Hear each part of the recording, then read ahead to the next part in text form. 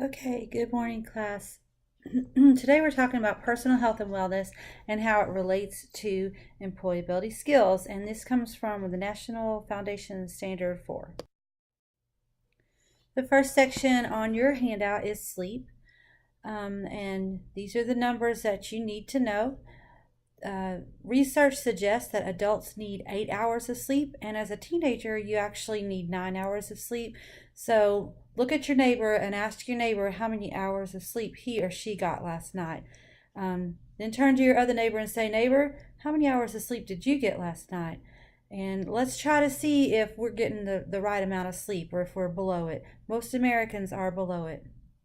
It is very important to try to have a schedule or a routine at getting ready for bed. Maybe there's a set time that you start getting ready. Maybe there are certain activities that you do. It's also very important to limit your screen time, and that means looking at your phone, looking at computer games.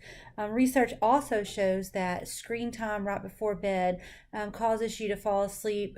It takes longer for you to fall asleep, and you may wake up sooner. Limit caffeine later in the day. And there's a video link that you guys can choose to look at if you desire. And it shows research, it shows one of many experiments where a person did certain tasks before, during, and after sleep deprivation. So, what kind of effect does sleep deprivation have on you? It can cause slowed reaction, difficulty concentrating, impaired judgment, irritability, even slurred speech. The effects are comparable to being intoxicated. The judgment is poor, the memory capacity is poor, the ability to focus on a task is poor. So think about your ability to stay focused in classwork and take a test. It's affected by the amount of sleep that you have. So the question for you to answer on your paper is, how does adequate sleep affect employability skills? So you'll want to pause this video and give some good answers, some examples of how you feel that it can affect the ability to be a good employee. So you'll want to pause the video for that.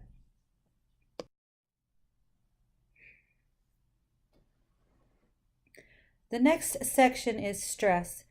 So there are a couple of ways that stress can be defined. There's one that is called a response-based definition, and that means your body is responding to something outside. So it's the physiological reaction. So the things that happen to the body when there's a demand placed on it from the outside. Sometimes that demand actually comes from the inside, but there's a demand and your body is responding to it. The other definition is a stimulus based. So it's talking about the actual situation that's causing the physiological reaction. So psychologists don't really stick to one or the other definition, but there are two ways to look at it. So here's a question: is stress good or bad? So pause the video and discuss that with the partner. And I'm going to start talking about this again in 5, 4, 3, 2, 1.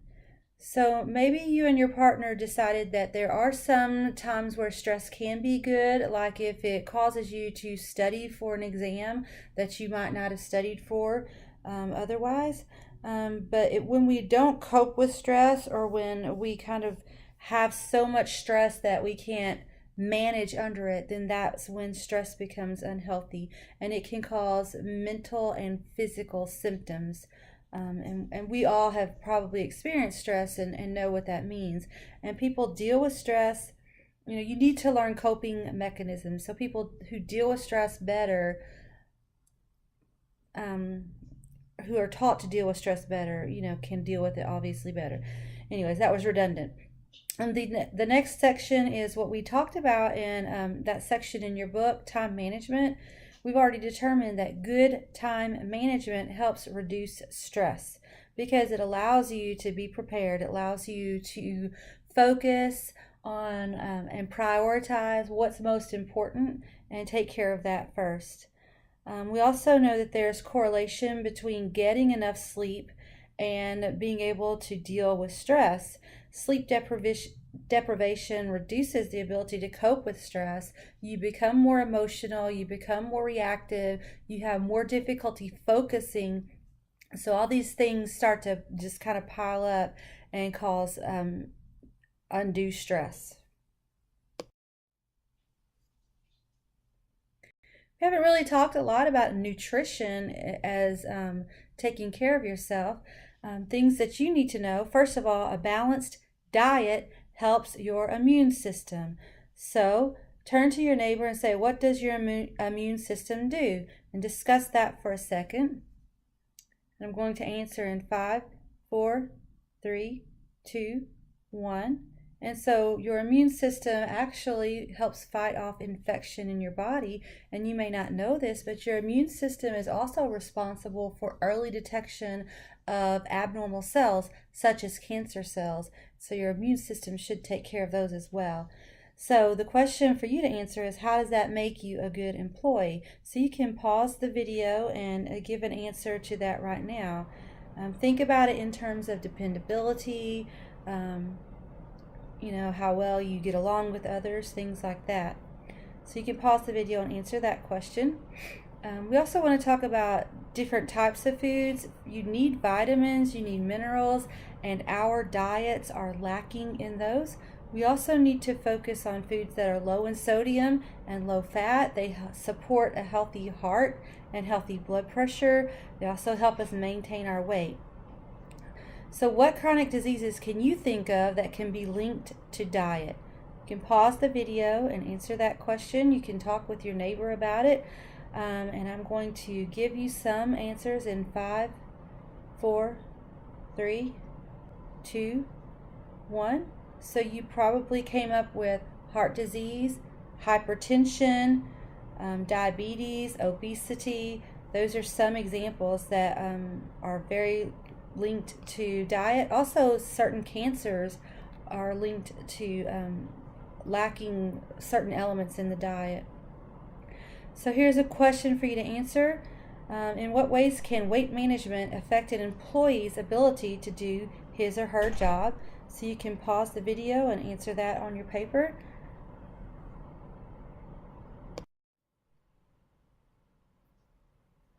Our next slide talks about exercise.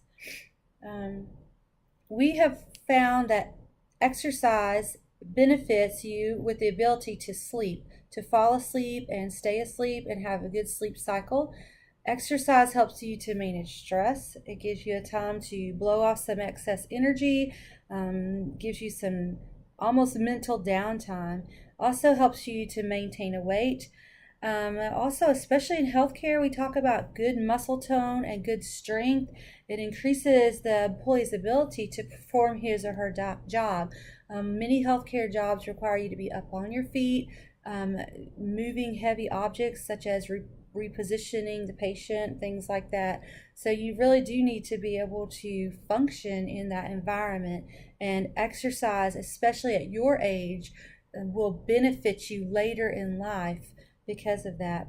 There is a link for American Heart Association that tells you the recommended weekly activity. I do recommend that you check that out if you're not familiar with it. Maybe it can help you get a plan in place where you can start your own exercise and health and wellness plan. Next slide talks about alcohol and drug avoidance. And obviously, it's never appropriate to arrive at work under the influence of any medication that is not prescribed to you. You also need to be aware that drug testing is required before hiring for most healthcare jobs. It can also be administered anytime during your work according to facility policy, so you may not always have a warning. Most facilities also will require a drug test if there is some type of incident, such as a medical error or you fall and get injured at work. Always remember that providing for the safety of your parent or your patient or your resident is paramount, and that means most important. Smoking, vaping, marijuana, since a lot of people your age think that vaping or marijuana are a good substitute for smoking. I would like for you to look and see what research says about the long-term effects of smoking, juuling, and or the use of marijuana. I want you to find at least 10 facts, and then I want you to use those facts and think about what correlations can you think of between the facts that you researched and employability skills. And I would love for you to discuss that with your neighbor. And you can pause the video and do that activity, and please write that down on your sheet. What you need to keep in mind, your personal health affects, first of all, your patients and their family's belief about the care you give. Do you think that's true or false? Discuss that with the neighbor. And thank you. That concludes this video. I hope you have a super day.